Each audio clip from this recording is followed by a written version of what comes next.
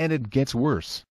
Earlier today I uploaded a video showing the comments of a mother, who described the behavior of a male kindergarten child as male privilege and kindergarten rape culture. I made a mistake. My mistake was thinking, despite the abundant evidence of the craziness of feminists, that this mother was a unique nutbag. Someone who had taken feminist ideology to such an extreme that she saw rape culture in a kindergarten. Forgive me, feminism, I underestimated your craziness. Because a quick Google search showed me that this mother is not alone. I am not going to comment further on the following article. I do not think I need to, but I encourage you all to discuss it in the comments section below. Let the crazy begin.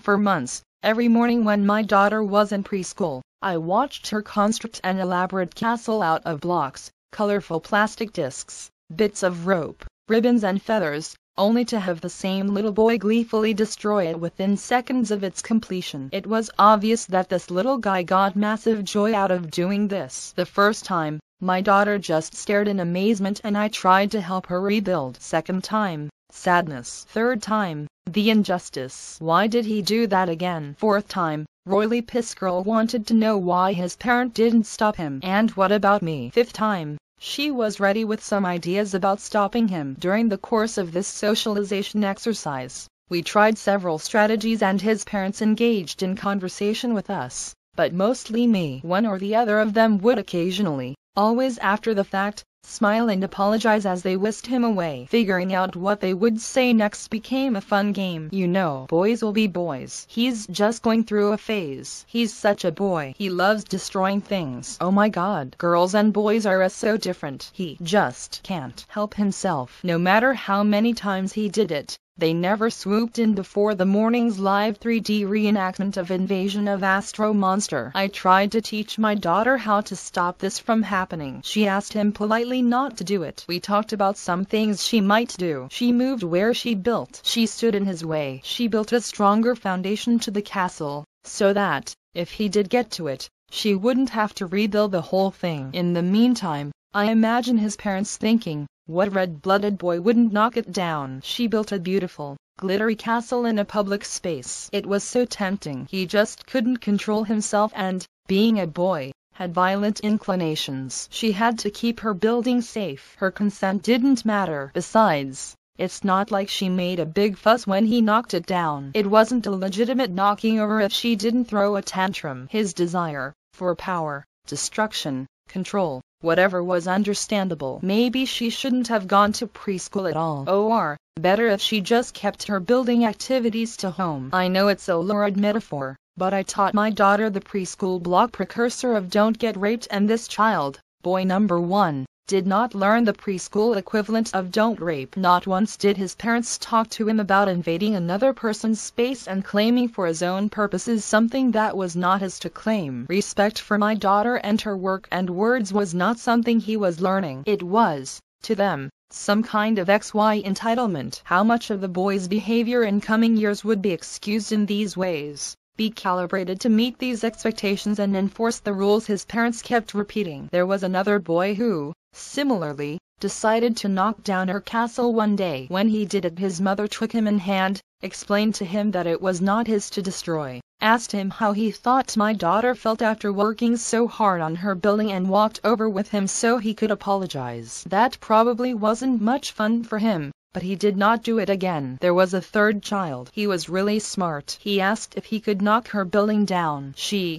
beneficent ruler of all pre-circle time castle construction, said yes, but only after she was done building it, and said it was okay. They worked out a plan together and eventually he started building things with her and they would both knock the thing down with unadulterated joy. You can make this stuff up. Take each of these 3 boys and consider what he might do when he's older, say, at college, drunk at a party, mad at an ex-girlfriend who rebuffs him and uses words that she expects will be meaningful in respect. No, I don't want to. Stop. Leave. Based on boy number 1's parents' blanket gender essentialisms and explanations, my daughter and the kids around her could easily have come to the conclusion that all boys went through this phase, are so different from girls, cannot control themselves, and love destroying things. But, That's not the case. Some do, some don't. There are also lots of girls who are very interested in ripping things apart systematically. I have one of those, too. Destructo Girl was our nickname for this daughter. Given the slightest opportunity,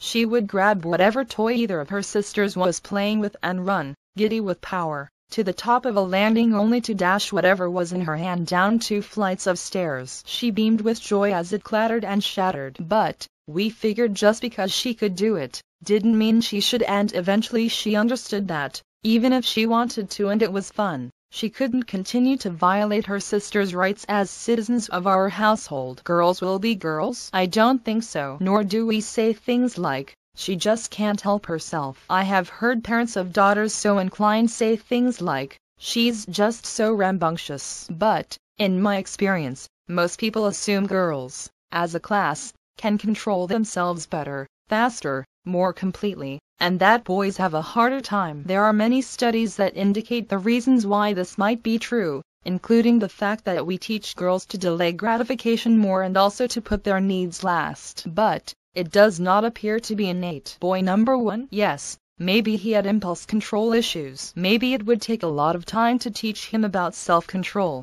Like daughter number 2, maybe it would take even longer to teach him about personal boundaries and other people's rights. Maybe he had genuine problems with all of those things that needed to be addressed in more thorough ways and morning time social interactions. But that boy, and many others like him, never got the benefit of the doubt. This behavior gets rewarded or not, amplified or not, sanctioned tacitly or not, both on individual and cultural levels. To be clear, I'm not saying that there is causality between knocking down blocks in preschool and assaulting people later. I am not saying that all boys with bad manners, poor impulse control, ADHD or other behavioral issues will be rapists or abuse spouses. I'm saying the world would be a different kind of place if children were taught to respect other children's rights from the start. Rights to be, to do, to look certain ways and not others. And that teaching children these things has profound implications for society. Anyone who has studied or worked in the field of domestic violence can tell you that the overarching attitudinal characteristic of abusive men is entitlement and the belief that they have rights without responsibility to or respect for others. Similar attitudes feed our steady stream of sexual assault and rape. In general, I'm a strict non-interventionist when it comes to other people's children, unless I am explicitly responsible for them and their safety. But one morning, when it really became clear that boy number 1's parents were utterly useless as people who could teach their son to be aware of others, empathetic and yes, kinder, I picked him up and moved him away from my daughter. I asked him gently if he understood the word forever. He said yes. Putting him down, I added that he was to stay away from my daughter and her castles for that length of time. So far, so good.